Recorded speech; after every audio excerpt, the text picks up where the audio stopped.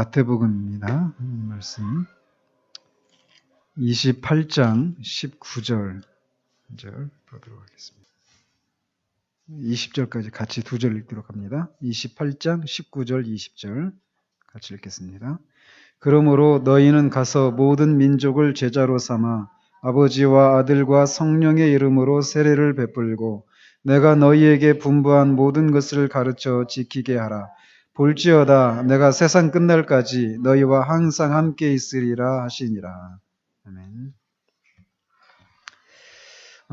지난주에 성례에 대해서 일반적인 것들을 우리가 살펴보았죠. 그래서 성례는 성도를 세워주고 견고하게 해주기 위해서 주님이 세우신 의식이고 또 은혜의 방편이다. 그래서 이 성례에는 성찬과 세례 두 가지가 있다라고 말씀을 드렸습니다.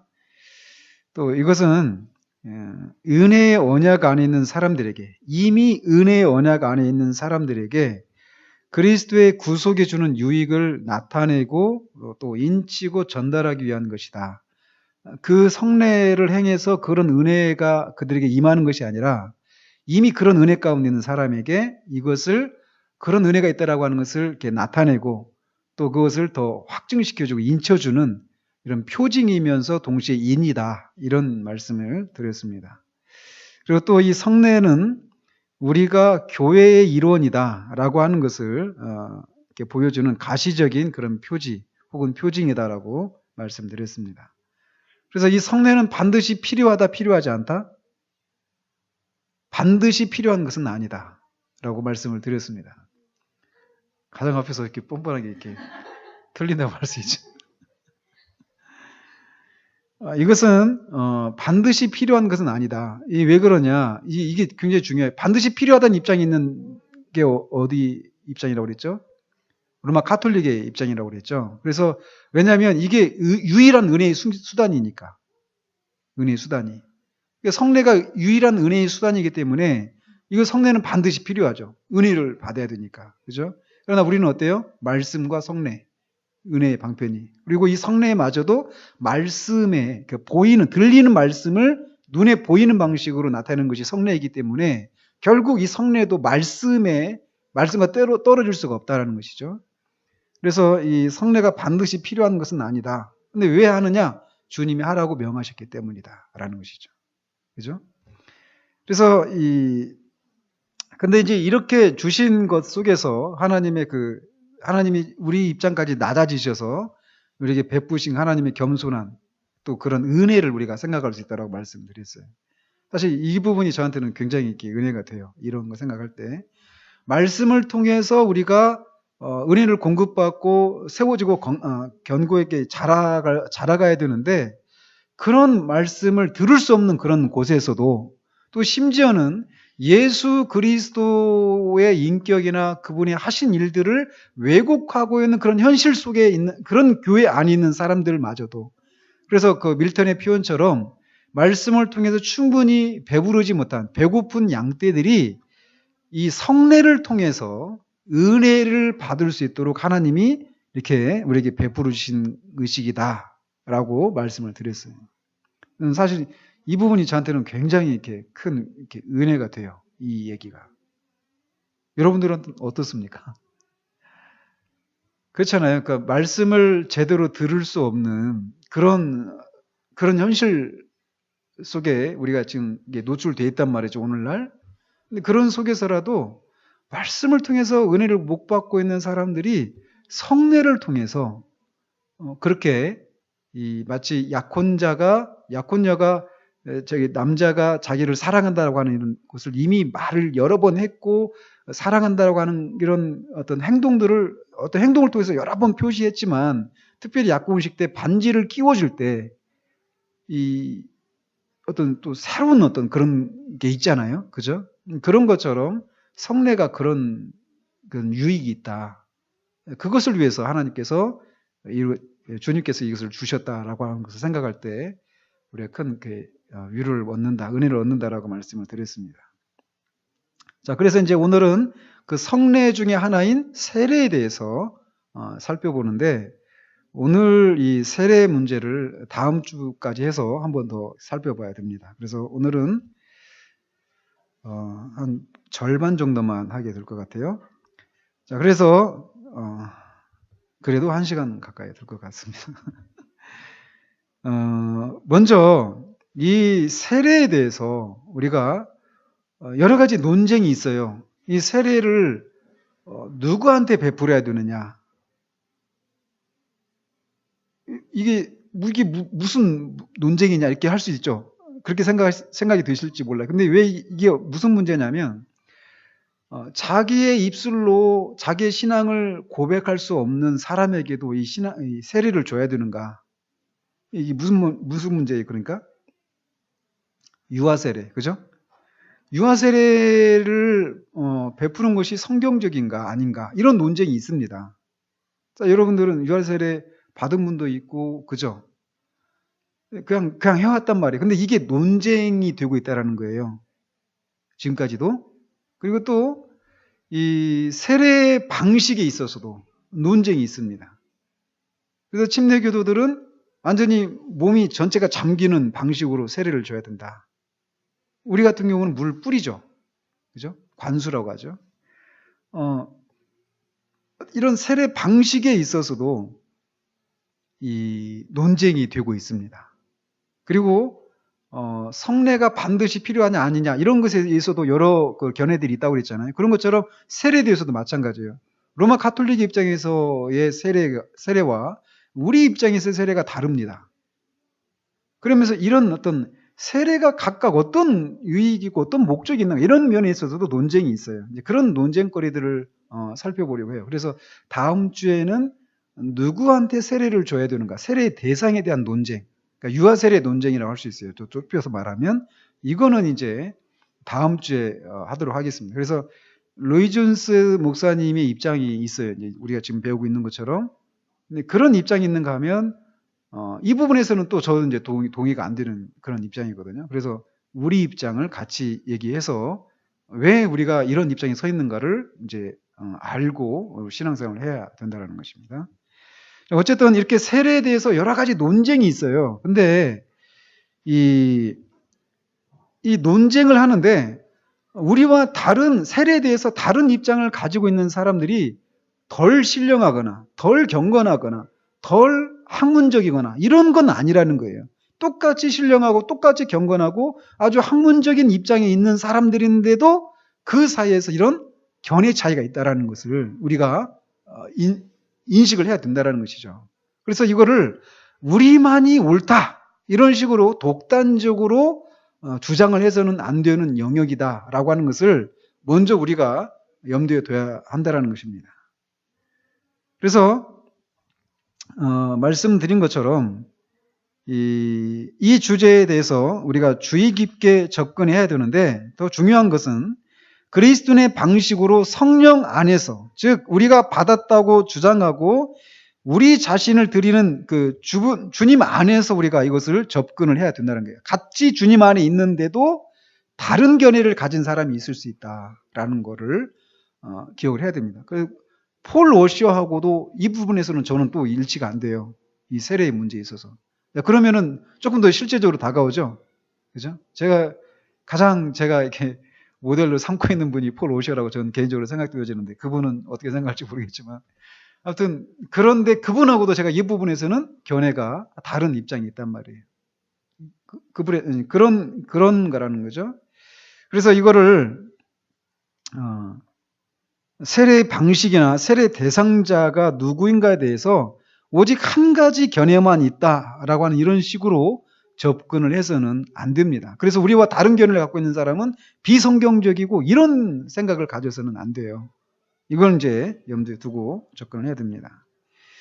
그래서 지난주에 우리가 성례가 우리 구원의 필수적인 것이 아니다라고 말씀을 드렸는데 당연히 세례도 그렇겠죠. 그죠? 성례 하나인 세례도 우리 구원의 필수적인 것은 아닙니다. 그러니까 세례를 받아야 구원받는다. 이건 아니라는 거예요. 그러나 구원받은 사람은 세례를 받는다는 이렇게 말할 수는 있겠죠. 이 차이는 아시겠죠? 그죠? 로마 교회는 지난주에도 말씀드린 것처럼 성례가 필수적이라고 주장을 해요. 그러나 개신교의 입장에서는 세례와 성찬은 주님의 명령이기 때문에 시행해야 하지만 필수적인 것은 아니다라고 말해야 한다라는 것입니다. 그래서 성례는 은혜를 더하기 위한 것이 아니라 이미 있는 은혜를 가리켜 보이고 특별한 방식으로 우리 안에 은혜를 가져다 주기 위해서 주님이 주신 것이라고 하는 그거를 우리가 염두에 둬야 됩니다. 그래서 이제 이 세례에 대해서는 이제 크게 세 가지 주요한 그런 견해들이 있습니다. 그래서 하나는 유아 세례론자예요. 그래서 유아 세례를 베푸는 것이 성경적이다 이렇게 주장하는 견해가 하나 있고, 또 세례 방식에 대해서 침례교도 이렇게 딱 또 구분을 할 수 있습니다. 그리고 또 한 그룹은 구세군 및 퀘이커 교도의 입장이 있습니다. 구세군이나 퀘이커 교도는 어떤 입장일까요? 지난주에 뭐라고 말씀드렸죠? 성례 입장에서 구세군이나 퀘이커 교도는 로마 카톨릭과 정반대 입장이 있다고 그랬죠. 성례가 필요 없다. 그러니까 세례도 어떻다는 얘기예요? 필요 없다. 이런 견해가 있겠죠. 그죠? 성례 안에 세례와 성찬이 있으니까. 자, 이렇게 세 가지 견해로 나눌 수 있다라는 것입니다. 그래서 이제 로이드 존스 목사님은 다음 주에 이제 더 상세하게 말씀을 드리겠지만, 유아 세례의 입장에 있어서 로이드 존스 목사님은 이 성인 세례만 가능하다. 이게 성인 세례만이 성경적이다라고 주장하는 입장에 서 있습니다. 그러니까 유아 세례론자가 아니에요. 로이드 존스 목사님은. 그래서 이제 여기서 오늘 잠깐만 말씀을 드리면, 이를테면 주 175년에 이르기까지 교회 안에서 유아 세례에 대한 그런 확실한 언급이 없었다라고 주장을 합니다. 그리고 특별히 2세기 말에, 그러니까 1100 몇 년도죠. 그러니까 2세기 말, 그러니까 1000이 아니라 100 몇 년이죠. 그죠? 그러니까 2세기 말에 교부 중에 한 분이었던 분이 터툴리안이라고 하는, 터툴리아누스 이렇게 말하기도 하고 로마식으로 터툴리안이라고 하는 이 교부가 있었는데, 이 교부가 처음에는 유아 세례를 지지했답니다. 그러나 나중에는 유아 세례 반대자가 되었다라는 거예요. 즉 이게 무슨 말입니까?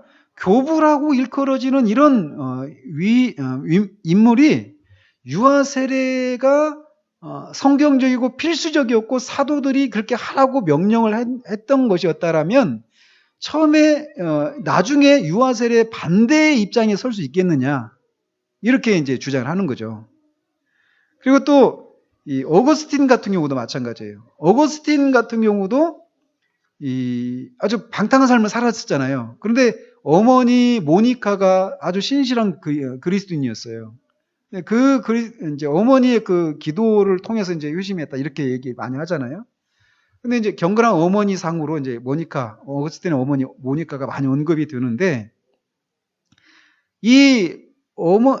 어거스틴도 유아 세례를 안 받았습니다. 그런 경건한 그리스도인이었던 어머니 밑에서 난 어거스틴도 유아 세례를 안 받았다라는 거예요. 만약에 유아 세례가 처음부터 있어 왔던 것이라면 당연히 했었을 것인데, 그렇지. 이런 두 분의 경우를 보면, 물론 다른 사람들이 있지만, 유아 세례가 처음부터 교회 안에서 있었던 것은 아니었지 않느냐, 이렇게 주장을 하는 거예요. 물론, 그러면서 덧붙이기를, 이런 논증에 지나치게 의지해서는 안 되지만, 이런 두 가지 사실을 볼 때, 유아 세례가 보편적인 관행은 아니었지 않을까, 이렇게 로이드 존스가 이렇게 주장을 해요. 근데 이 상세한 내용은 다음 주에 더 이제 성경적인 근거를 가지고 제시하거든요. 근데 그것도 이제 반박할 수 있어요. 그런 부분은 다음 주에 하도록 하고요. 어쨌든 이제 그런 얘기를 하면서 이 수세기 이제 그 초대교부터 그 종교 개혁 때까지 보면은 오직 한 가지 세례만 있었던 것을 본다는 거예요. 유아 세례. 유아 세례만 존재했던 것을 알 수 있습니다. 그러니까 그 당시 어때요? 그 유럽이나 이런 데는 다 기독교화가 되어 있으니까 태어나면서부터 다 유아 세례. 그죠? 그때 일국바지 성례에 대해서 얘기했잖아요. 그죠? 그래서 유아세례, 그 성례의 처음이 유아세례란 말이에요. 나면서부터 이 교회 안으로 들어오고, 교회 안에 들어온다는 얘기는 이 국가, 이 세상 안으로 들어온 그런 의미가 있단 말이죠. 교회가 세상 위에 있잖아요. 그죠? 중세 그 입장에서는. 그러니까 유아세례가, 그때는 아무튼 유아세례만 있었다라는 것을 알 수 있다는 거예요. 그러다가 16세기 말에 종교개혁 그 시절에 제세례파라고 하는 그런 사람들이 나타났습니다. 제세례파는 다시 제자예요. 한자로 말하면. 세례를 다시 베푸는 이런 의미입니다. 이게 뭐냐면 이 사람들이 나타나서 사람들이 개인적인 신앙 고백을 하기에 충분한 나이가 되었을 때 그 고백에 근거해서 다시 세례를 줘야 한다. 이렇게 주장을 했었습니다. 제세례파. 물론 제세례파가 어떤 사람인지 이것만 가지고 얘기는 할 수 없어요. 이제 그들의 주장이 여러 가지가 있거든요. 근데 어쨌든 그 전까지는 유아세례만 있었다가 나중에는 제세례파가 나타나면서 성인 고백, 성인들의 그런 그 신앙 고백에 따라서 이렇게 세례를 주는 이런 모습들이 이제 나타나기 시작했다. 이렇게 얘기하고 있습니다. 그러니까 이게 세례에 대한 어떤 역사적인 그런 논증이었었다는 것이죠. 자, 그러면은 이것도 이제 다음 주에 더 이제 이것만이었는가 이런 것도 다음 주에 더 말씀을 드리겠어요. 유아세례와 관련해 가지고. 그러면 이제 이 세례가 어떤 의미가 있는가? 세례는 이 첫 번째 의미는 이 어딘가로 우리가 합쳐지는 것, 연합이 되는 것, 이런 것을 먼저 의미를 합니다. 세례의 의미는. 그래서 우리는 이 성령으로 그리스도와 합해서 한 몸으로 세례를 받고 모세에게 속하여 세례를 받는다. 이런 의미가 있다는 거예요. 그래서 세례의 1차적인 의미는 깨끗하게, 죄를 깨끗하게 씻는다. 이런 의미가, 1차적인 의미가 거기에 있는 것이 아니라 연합이라고 하는 사실에 있다는 겁니다. 그래서 특정한 상황에 동일화되고 특정한 분위기에 들어가게 하는 것이다 라고 하는 사실을 우리가 먼저 기억을 해야 된다는 거예요. 그러니까 그리스도의 몸에 우리가 하나 되어지는 것, 그리스도와 연합이 되어지는 것, 이 연합의 의미가 세례가 가지고 있는 첫 번째 의미라는 것입니다. 그리고 또 두 번째 의미가 있는데 세례는 깨끗하게 된다라고 하는 이런 의미가 있습니다. 그래서 세례를 통해서 우리는 죄책으로부터 깨끗하게 됩니다. 그래서 이런 것을 말해주는 구절들이 여럿 있죠. 사도행전 같은 경우에 2장 37, 38절에 너희가 회개하여 각각 예수 그리스도 이름으로 세례를 받고 죄사함을 받으라. 그러니까 세례를 받는다는 얘기는 죄책을 씻긴 받는다. 그래서 죄의 용서를 받는다. 이런 의미가 있다는 것이죠. 그리고 같은 성경 22장 16절에 일어나 주의 이름을 불러 세례를 받고 너의 죄를 씻으라. 또 씻는다라고 하는 이런 의미가 있습니다. 베드로전서 3장 21절에서도 이제 너희를 구원하는 편이 곧 세례라. 이는 육체의 더러운 것을 제하여 버림이 아니요 하나님을 향한 선한 양심의 간군이라. 이렇게 세례는 우리가 죄책과 죄의 오염에서 해방된다라고 하는 그런 보증이다라고 하는 이런 의미가 있다라는 거예요. 그래서 이 고린도 교회를 향해서도 사도 바울이 이 고린도 교인이 원래 일부가 극악한 죄를 저질렀었다라고 말을 합니다. 그러면서 11절에서 그랬던 그들이 씻음과 거룩함과 의롭다 하심을 받았다 이렇게 말을 하고 있어요. 세례를 통해서 이렇게 씻음을 받았다 이렇게 말을 하고 있다는 것이죠. 이런 식으로 이렇게 해서 이렇게 세례는 먼저는 우리를 연합시킨다 이런 의미가 있는데 연합시키기 위해서는 또 죄책과 죄의 오염으로부터 깨끗이 씻음받고 정결하게 되는 이런 것도 같이 병행이 되어진다라고 하는 이런 의미가 있습니다. 두 가지 의미가 있어요. 연합, 또 씻음받는다. 죄책으로부터. 이런 의미가 세례에 담겨 있다는 거예요. 그러나 먼저 더 중요한 의미는 연합이다 라고 하는 데 있다는 것입니다. 근데 이제 이 세례의 목적과 기능이 죄책으로부터 깨끗게 된다 이런 의미가 있는데 세례의 의미가, 근데 세례의 기능과 목적이 우리를 원죄에서 깨끗하게 해주는 것은 아니다라는 것입니다. 루터파 교회, 또 로마 교회, 또 영국 성공교회 안에서도 카톨릭파에 해당되는 사람들은 세례가 이런 의미가 있다라고 말을 해요. 세례를 받음으로 우리가 원죄로부터 우리가 깨끗하게 된다. 이렇게 생각한다라는 것이죠. 그러나 그렇습니까? 세례를 통해서 우리가 그렇게 깨끗게 되어집니까? 그럼 뭘로 통해서 우리의 원죄가 깨끗하게 되지죠? 그렇죠. 그리스도의 보혈, 그죠? 보혈의 공로로 말미암아 우리가 깨끗게 되어지는 것이죠. 그렇게 되어진 사람에게 세례를 주는 거예요. 그죠? 이 순서가 그래서 중요한 거예요. 그리고 그래서 이런 루터파 교회나 로마 교회, 영국 성공회 중에서도 카톨릭파 이런 사람들은 세례의 목적이 우리를 원죄로부터 깨끗하게 하고 중생하게 하는 것이다. 그러니까 세례에 의해서 중생이 되어진다. 이렇게 말을 하잖아요. 그죠? 그래서 그 성화론 얘기했죠. 카톨릭에서 세례를 받음으로 중생이 되어지고 이제 그렇게 해서 이제 의가 주입이 된다고 그랬잖아요. 그래서 이제 이게 1차적인 칭의고 최종적인 칭의를 받기 위해서 계속해서 선행을 해야죠. 고행을 행하고 선행을 행하는 것을 통해서 우리가 최종적인 의롭게 되어질 수 있다. 근데 거기에서 떨어질 수 있다고 그랬죠. 칭의를 잃어버릴 수 있다고 그랬잖아요. 근데 그거를 회복하기 위해서 뭐 해야 된다고요? 고해하고 또 성찬을, 그죠? 그렇게 하고 그 고해에 따른 그 보속 행위라고 하죠. 그거를 해야 다시 의로워질 수 있는 그 길에 다시 의를 회복하고 또 그 길을 계속 갈 수 있다. 이렇게 얘기를 했어요.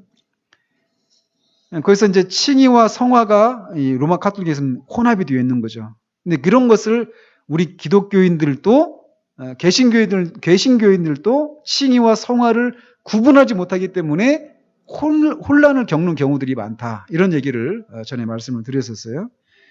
그러나 우리는 세례의 목적은 이들이 주장하는 것처럼 원죄로부터 우리를 구원하고 깨끗하게 하는 것도 아니고 우리를 중생하게 하는 것도 아니다라고 우리가 말씀을 드렸습니다.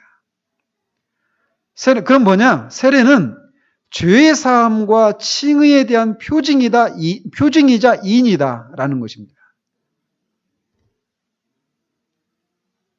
그래서 지난주에도 말씀드린 것처럼 이 손가락에 끼워진 약혼 반지가 이렇게 끼워지면서 그 상대 약혼자의 사랑이 그때 막 주입되는 게 아니죠. 이미 그 사람을 사랑하고 있단 말이에요. 그런 행동들을 했었고요.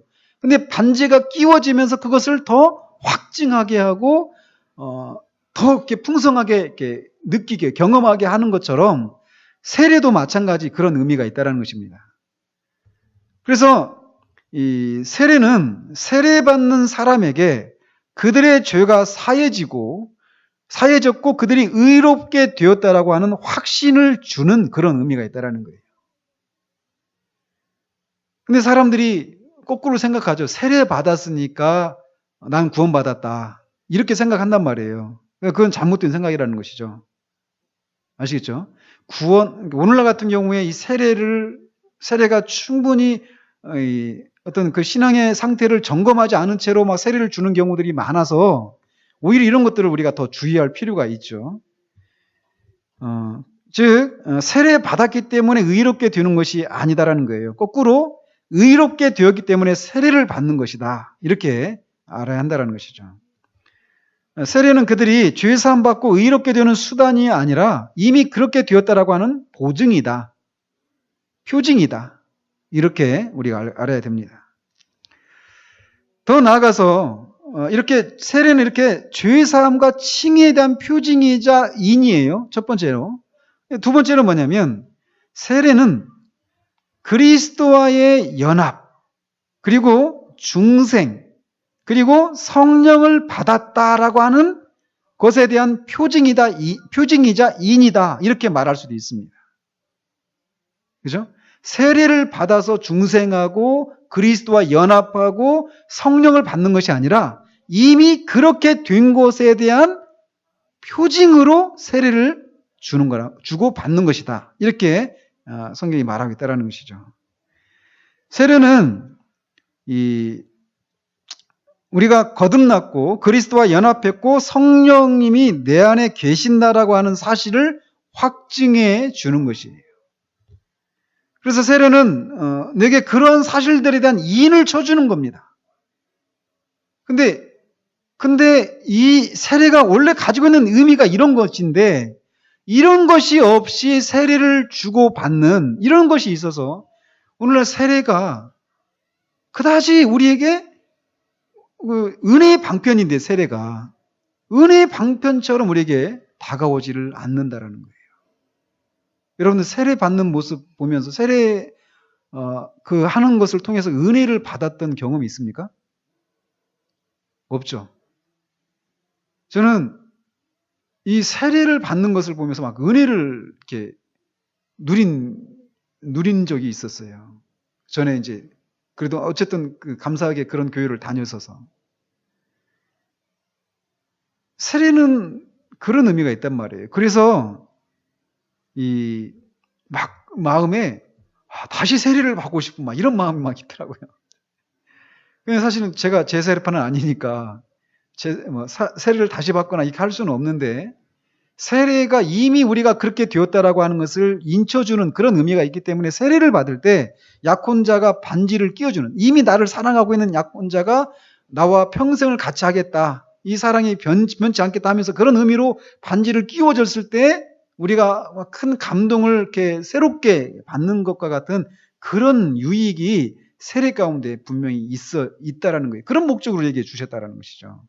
그래서 당사자도 그렇지만 그거를 지켜보는 사람들도 세례의 의미를 다시금 그렇게 생각하는 거예요. 그 세례를 받을 때, 저 지금 세례를 받고 있는 사람이 이미 중생했고 죄사함 받았고 의롭게 되었고 그리스도와 연합했고 성령이 그 안에 계시는구나라고 하는 것을 확증해 주는 그런 의미가 있는 것처럼, 우리도 나도 그런 사람이지, 이런 것을 확신하게 해주는 그런 의미가, 그런 유익이 세례 가운데 있다라는 거예요. 저는 거듭 말씀드리지만 우리 교회에서도 그런 세례를 빨리 언젠가 이렇게 주는 날이 빨리 왔으면, 이런 마음이 막 있어요.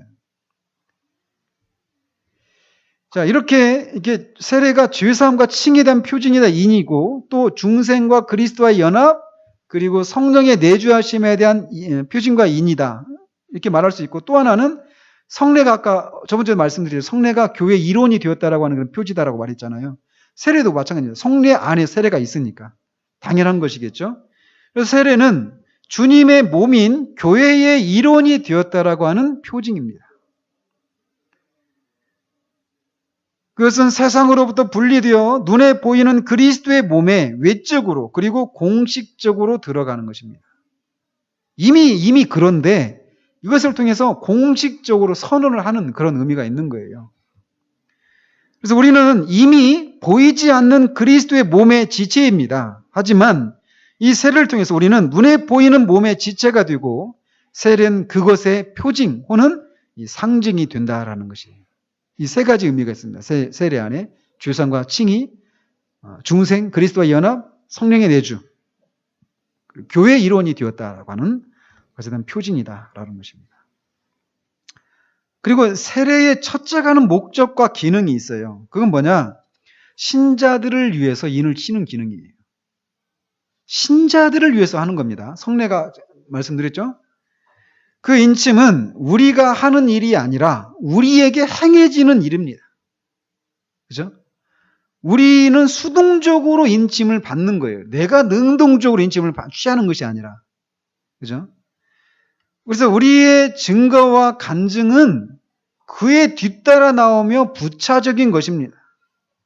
왜 이 말을 강조하느냐?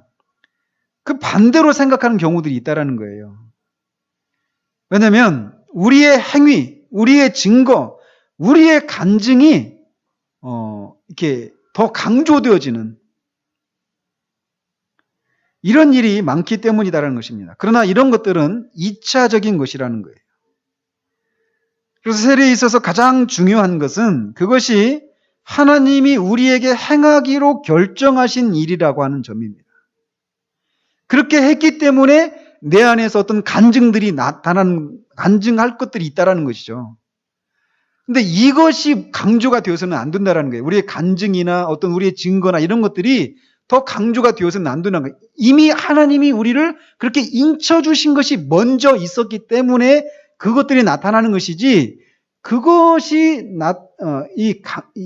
부차적으로 나타나는 것이지, 간증거리 이런 것들이 이것이 더 강조되어서는 안 된다라고 하는 것을 우리가 기억해야 된다는 것입니다.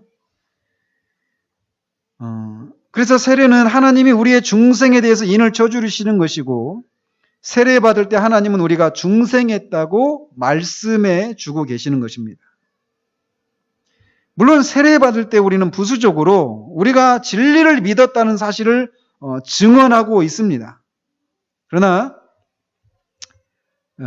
그렇기 때문에 이 세례는 2차적인 어떤 증거와 간증이다라는 거예요. 이미 그런 일이 인쳐주시는 일이 있었다라고 하는 것을 부수적으로 2차적으로 외적으로 증거해 주는 것, 이게 이제 세례의 의미가 있다라는 거예요. 세례라고 하는 것이 그런 의미가 있다라는 것입니다.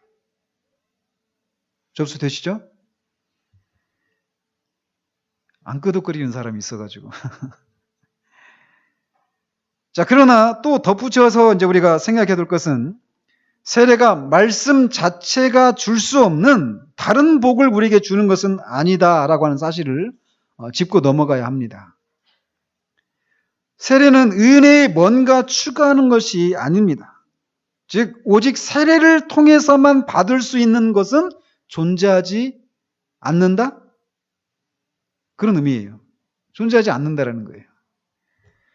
그래서 우리는 세례가 큰 가치를 가지고 있는 것은 사실이지만 성례가 필수적이지 않다라고 말한 것처럼 세례도 성례 안에 있는 성례 안에 있는 세례도 필수적인 것은 아니다, 이렇게 말해야 한다는 것입니다.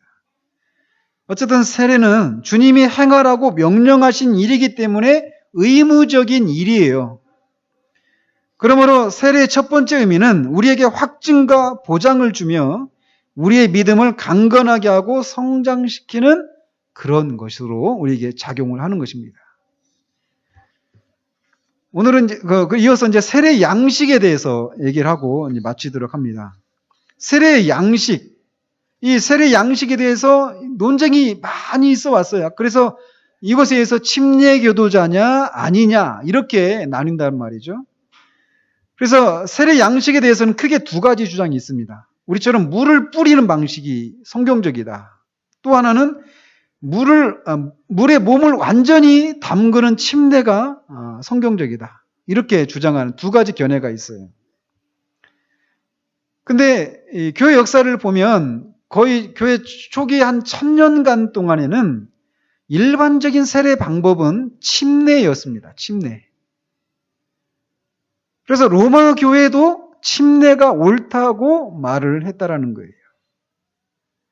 그들이 비록 침례를 가장 중요한 것으로 여기지는 않았지만 침례가 옳다라고 말했고 침례에 의한 세례도 이렇게 그런 방법도 가르쳤습니다.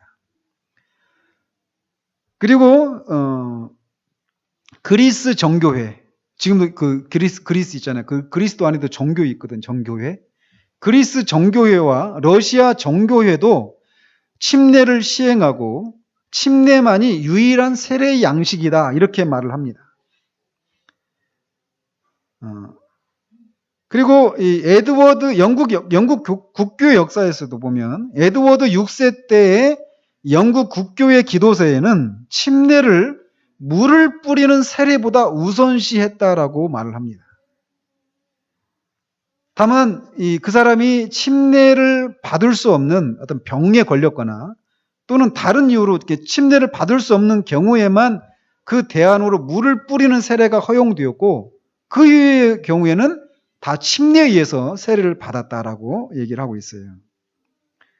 근데 이제 우리가 믿고 있는 웨스트민스터 신앙 고백서, 거기에서는 올바른 세례 방법을 뭐라고 말하고 있는지 아십니까? 물을 뿌리는 것이 올바른 세례 방법이다, 이렇게 얘기를 합니다. 그래서 우리가 물을 뿌리는 방식으로 세례를 주는 거예요. 자, 그런데 이제 약간 아이러니한데 이런 결정, 웨스트민스터 신앙 고백서를 작성하는데 그 웨스트민스터 그 사원에서 이런 4년인가에 걸쳐서 이렇게 수없이 많은 회의를 걸쳐서 이런 신앙 고백서가 작성이 되었는데 그때 이 물을 뿌리는 방식으로 세례를 주는 것이 더 옳다. 이게 어떻게 결정이 됐느냐면 투표로 되어졌대요. 투표로 되어졌는데 그런 것을 결정했던 그 장소가 어땠냐면 이 예루살렘 시일에서 이게 결정이 됐대요. 그러면서 이 투표를 했는데 25명은 물을 뿌리는 방식이 옳다. 그리고 24명은 침례가 옳다. 이렇게 해가지고 결국 한 표 차이로 물을 뿌리는 방식이 더 옳은 것이다. 이렇게 결정이 났다고 그래요. 그러니까 이게 뭘 말해줍니까? 물을 뿌리는 방식만이 또는 침례로 세례를 주는 것만이 옳다. 이렇게 주장할 수가 없다. 라고 하는 것을 이런 데서도 이렇게 보여줄 수 있는 거죠. 단 한 표 차이 때문에 이게 된 겁니다. 자, 그래서 이 세례 양식이 이렇게 침례에 의해서 되는 것이다. 그래서 세례가 영어로 뭐죠? 우리 젊은 처자들. 밥티스트 이런 말 들어보셨어요? 베프티스트. 그러니까 베프티즘 이게 세례라고 하는 이런 의미거든요. 근데 이 세례에 해당되는 이 용어가 헬라 단어가 밥디소예요. 밥디소. 이 밥디소라고 하는 이상하게 들리는지 모르겠는데 발음이 형편없어서 그런데 아무튼 밥디소라고 하는 그 단어가 있는데 이 헬라 단어가 있는데 이 단어가 그래서 그 침례교도들을 영어로 뭐라고 하냐면 밥티스트라고 해요. 밥티스트. 폴 워셔 목사님도 밥티스트입니다. 그러니까 침례교도자예요. 스펄전도 밥티스트예요. 상식으로 알고 계십시오. 자, 그래서 그들의 그 세례 방식이 그러니까 뭐겠습니까? 침례에 의한 거죠. 그죠? 그래서 이제 제가 알기로 폴 워셔 목사님은 서던 밥티스트예요. 그러니까 남부 침례교, 남침례교 소속 목사님으로 제가 알고 있습니다. 근데 저랑 생각을 같이 한단 말이에요. 그러니까 이 침례 방법, 세례 방법이 신앙의 어떤 본질적인 것을 말해주는 것은 아니다라는 것을 말해주는 거죠. 자, 근데 어쨌든 이 밥티소라고 하는 이 단어가 그런 의미가 있다라고 주장을 하는 거예요. 그 침례 교도자들은 몸을 완전히 물에 잠기는 거, 이게 밥티소라고 하는 단어 속에 들어있는 의미다. 근데 그렇지 않다라고 반박을 하는 것입니다. 뭐냐면 누가복음 11장 37절 38절에 보면 이런 말씀이 있어요. 예수께서 말씀하실 때에 한 바리새인이 자기와 함께 점심 잡수시기를 청함으로 들어가 앉으셨더니 잡수시기 전에 손 씻지 아니하심을 그 바리새인이 보고 이상히 여기는지라 이렇게 되어 있어요. 근데 여기서 손 씻지 아니한지를 할 때 씻다라고 할 때 그 단어가 밥티소라고 하는 단어가 쓰이고 있어요. 그러니까 여기서 손을 씻는 것과 몸이 완전히 물에 잠기는 거 다른 의미죠. 근데 똑같은 단어 밥티소라고 하는 단어가 쓰고 있다는 거예요. 그러니까 이 단어만 의지해서 밥티소라고 하는 단어만 의지해서 침례만이 옳은 방식이다 이렇게 주장할 수가 없다는 거예요. 이런 구절을 가지고 보면 지금 이런 얘기를 말씀드리는 겁니다. 그리고 그러니까 여기서는 그냥 이렇게 물을 뿌리는 그런 의미가 있는 것이죠. 그냥 손을 씻는 그런 흐르는 물에 바리새인들이 밖에 나갔다 오면 흐르는 물에 물을 씻는 이런 관행이 있었는데 그걸 하지 않은 것에 대해서 이제 그들이 이렇게 비난을 하는 것이죠. 그러니까 이 단어만 가지고 그렇게 말할 수가 없다라는 거예요. 이것도 침례를 주장하는 사람들은 나중에 한번 찾아보십시오. 이 구절들 로마서 6장 3절에서 6절 또 이 고린도전서 12장 3절 또 갈라디아서 3장 20절 골로새서 2장 12절 이런 구절들을 근거로 침례가 옳은 방식이다라고 주장을 합니다. 근데 이런 구절들 다시 한번 불러드릴까요? 로마서 6장 3절에서 6절까지, 로마서 6장 3절에서 6절, 그 다음에 고린도전서 12장 3절, 갈라디아서 3장 27절, 골로새서 2장 12절, 이런 구절들이에요.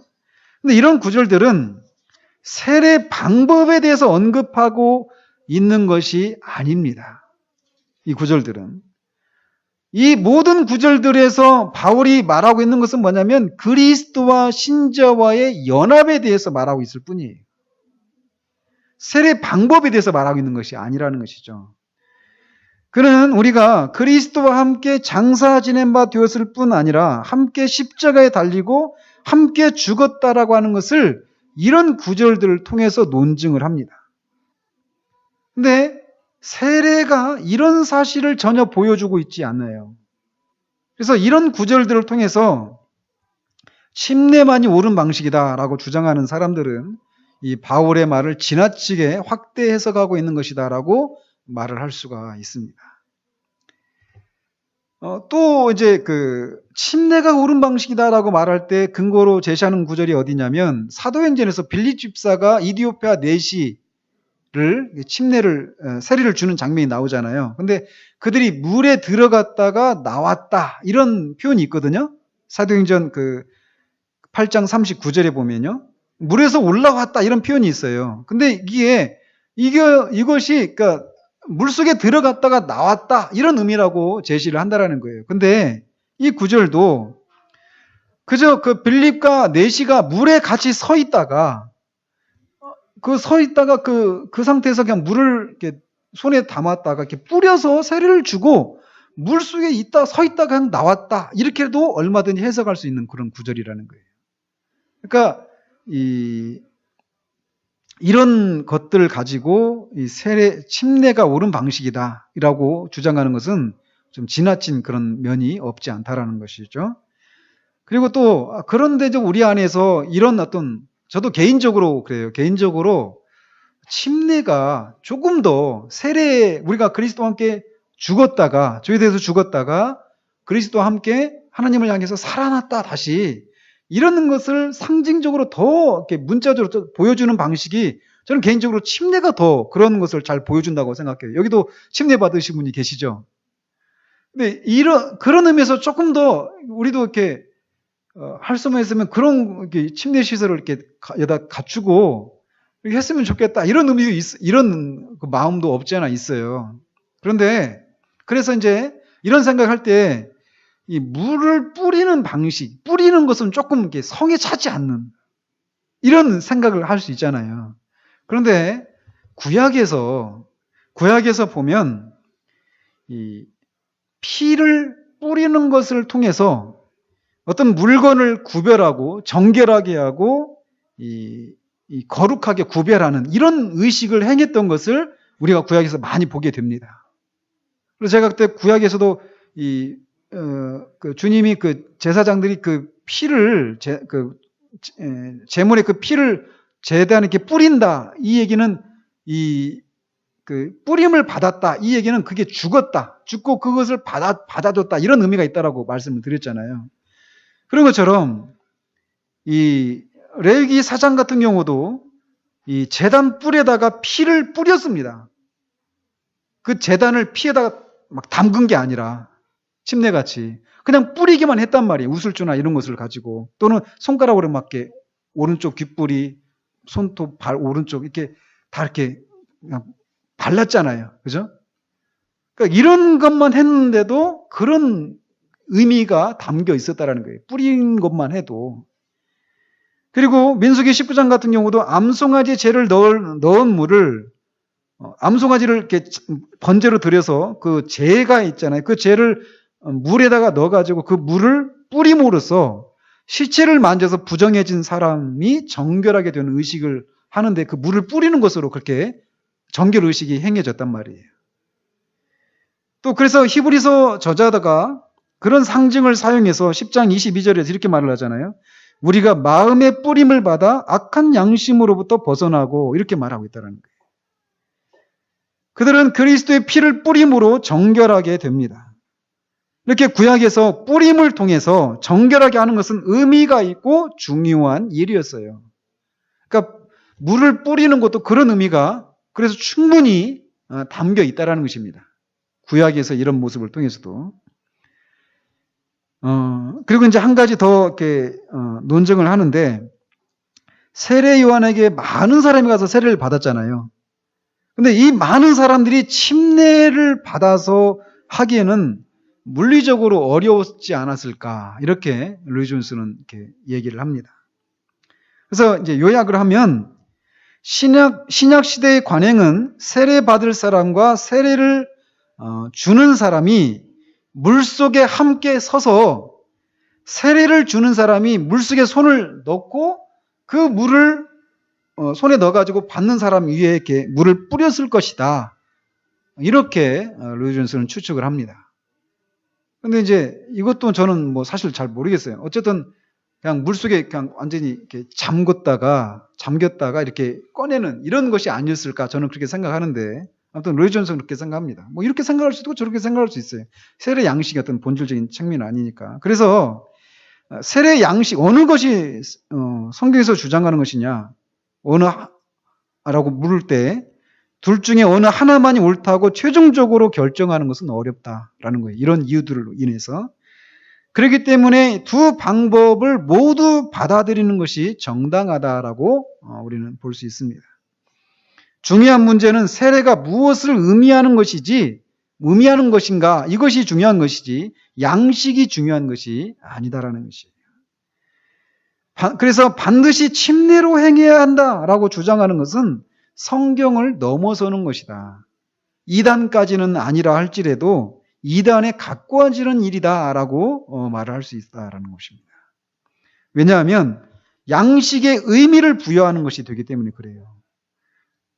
그러나 이것은 결코 성경의 지지를 받지 못하고 아까 말씀드린 것처럼 구약시대에 일관되게 행해지던 그런 관행과도, 뿌리는 것을 통해서 정결하게 구별하는 이런 구약시대의 그런 관행과도 일치하지가 않아요. 그런 의미에서 세례 방식은 이 본질적인 것은 아니고 둘 다 우리가 다 취할 수 있다. 그렇게 얘기할 수 있습니다.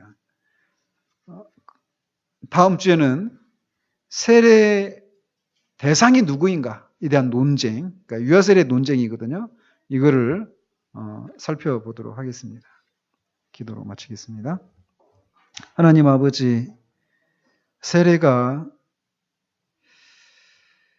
이미 우리가 그리스도의 보혈로 죄 사함을 받고 의롭게 되어지고 또한 중생하고 그리스도와 연합이 이루어지었고 성령께서 우리 안에 계시다라고 하는, 또 우리가 교회의 일원이 되었다라고 하는 것을 외적으로 인쳐주는 그런 의미가 있다라고 하는 것을 우리가 살펴보았습니다. 세례를 받음으로 우리가 그렇게 되는 것이 아니라 이미 그렇게 되었기 때문에 그것에 대한 표징과 인치는 의미로 세례를 받는다라고 하는 것을 우리가 살펴보았습니다. 그렇기 때문에 세례는 이미 우리에게 일어난 그 일들을 인쳐주는 그런 의미가 있는 것인데, 오늘날 우리는 그런 일이 일어나지 않았음에도 불구하고 세례를 남발하는 경우들이 많은 시대를 우리가 살아가고 있습니다.